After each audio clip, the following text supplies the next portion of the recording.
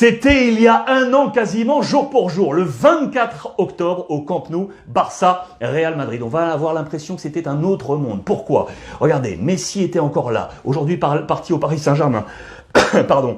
Ramos était là également, parti au Paris Saint-Germain. C'était le premier match sans public, un classique, moins classique, avec ce masque, bien évidemment, au Camp Nou, vide, la nouvelle norme, celle du Covid, avec donc Ramos qui avait forcé physiquement pour pouvoir être là. Il était incertain, il sera un homme décisif de ce classico. Je vous rappelle également qu'on était sur un volcan, des deux côtés. Crise institutionnelle côté FC Barcelone. Bartomeu était encore le président avant de voir arriver Laporta. Gérard Piqué, quelques jours avant, s'était frictionné avec son président. On était sur l'affaire des baisses de masse salariale, vous vous en souvenez. Et dans le groupe catalan, pour l'instant, on disait non, on n'est pas d'accord pour baisser nos salaires. Avec Gérard Piqué en tête de gondole, c'était la guerre. Avec le président Bartomeu, crise institutionnelle. Et autour de Messi, côté Real Madrid, crise sportive. On sortait d'un match ultra difficile. Shakhtar Donetsk en Ligue des Champions, plus Cadiz en championnat. Il y avait de la pression sur Zizou, qui était l'entraîneur à ce moment-là du Real Madrid. On a cherché l'illusion, vous le voyez, côté FC Barcelone. Que s'était-il passé, les amis? 3-1. 3-1 pour le Real Madrid au Camp Nou. Vous le voyez, le Real revient toujours avec Ramos et Modric pour un subidon. Subir, c'est remonter. La remontée du Real Madrid après les deux échecs dont je vous ai parlé à l'instant côté FC Barcelone. On parlait logiquement de scandale. Pourquoi logiquement? Parce qu'il y a eu une action à polémique, un penalty accordé au Real Madrid sur un accrochage de maillot de Clément Lenglet sur Ramos.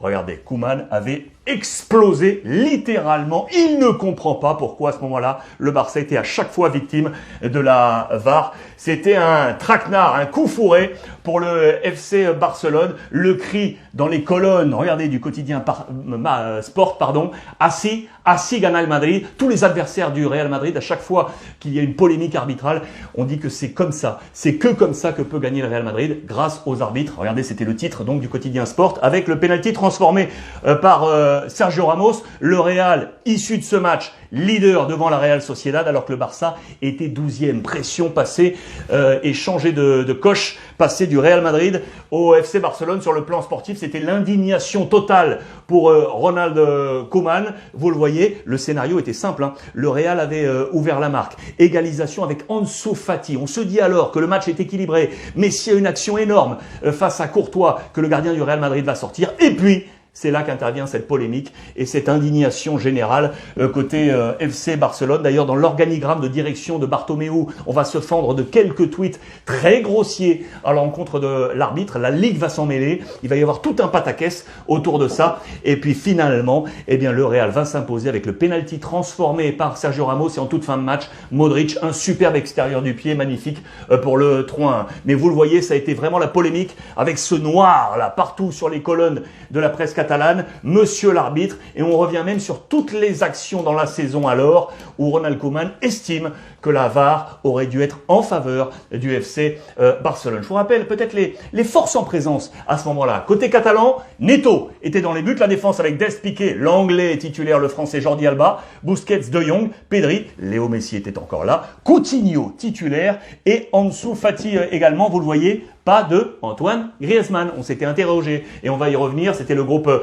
catalan. Côté Real Madrid, Courtois, Nacho, Varane, Sergio Ramos, Mendy, Valverde, Casemiro, Kroos, Asensio, Benzema, Vinicius entreront en jeu. Lucas Vazquez, Modric, buteur et Rodrigo à la 81e minute. Vous le voyez, l'homme fort côté Barça, c'était déjà Ansu Fati. On en parle aujourd'hui, on en parlait déjà hier. C'est lui qui avait égalisé, vous le voyez, avant de voir ce scandale. On est là dans la presse catalane, vous l'aurez compris. Et donc, Antoine Griezmann, pour une deuxième fois non titulaire, on s'interrogeait déjà du côté du FC Barcelone quant à l'avenir d'Antoine Griezmann sur le marché des transferts. Koeman avait tout tenté, mais trop tard. Pas de changement jusqu'à la 81e minute. Mais à ce moment-là, il va mettre toutes ses forces offensives. Écoutez bien, Griezmann, Trincao, Dembélé, Braithwaite, il va tout mettre à l'attaque cela ne passera pas, cela ne passera pas. Le Real Madrid va tenir. Lionel Messi restera une nouvelle fois à quai. Un 6e Classico sans but pour son avant-dernier Classico avant le match retour sur la pelouse du Real Madrid qui sera également une défaite pour le FC Barcelone.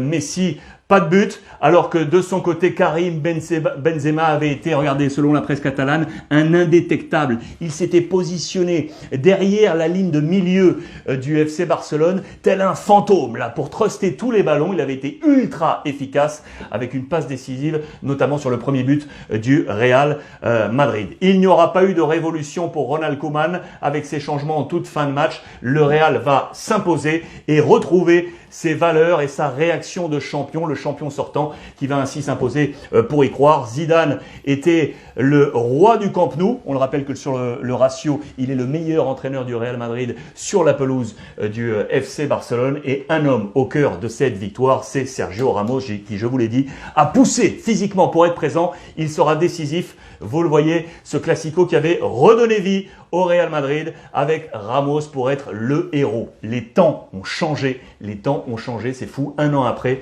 plus de Zizou. Malgré ce sous-bidon, il ne sera plus l'entraîneur du Real Madrid au terme de la saison. Sergio Ramos, lui, regardez à la une de AS, le surlendemain, où on estimait les 100 raisons pour le faire prolonger, lui réclamait 2 ans de contrat. Florentino Pérez lui en a proposé qu'une. In fine, il rejoindra le Paris Saint-Germain. Ces petites histoires qui font la grande histoire du football. Plus de Messi, plus de Ramos, plus de Zizou. C'est un nouveau Classico qui nous attend dimanche, les amis. Voilà pour ce point histoire et rétro. J'espère que cela vous aura plu. On se suit sur l'ensemble des réseaux sociaux via le hashtag Ruiz Club. N'oubliez pas, abonnez-vous à la chaîne YouTube. Elle est gratuite. Profitez des vôtres, les amis. Je vous embrasse.